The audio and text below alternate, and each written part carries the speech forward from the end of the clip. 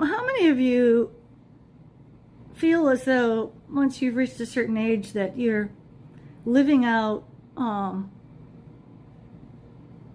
experiences that one of your parents had? Like similar experiences. The kind that make you wonder if these choices are part of our DNA, you know.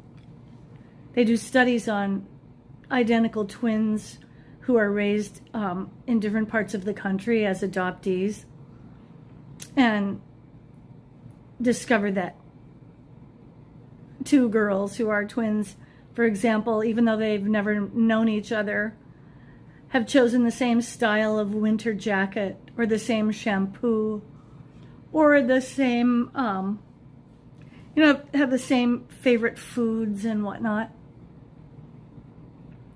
My poor mom was, I just realized this just earlier today. My poor mom was disciplined by the church that raised her.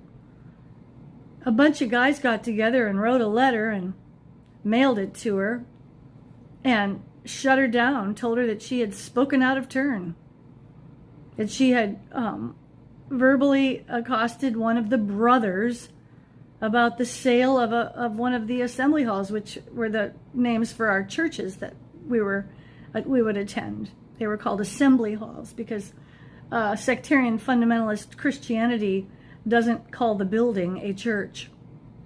My mother spoke to one of the men between morning worship and Sunday school and had a hearing loss, and her voice carried, and she was accused of speaking, a woman should keep silent. She was reprimanded via a signed letter that they asked my father to sign against his own wife.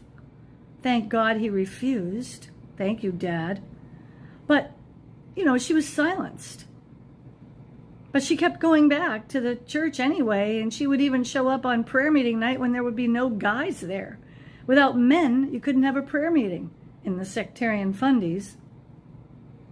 So my mom, for speaking up or doing something or behaving in a certain way, was treated the same way I was a couple months ago.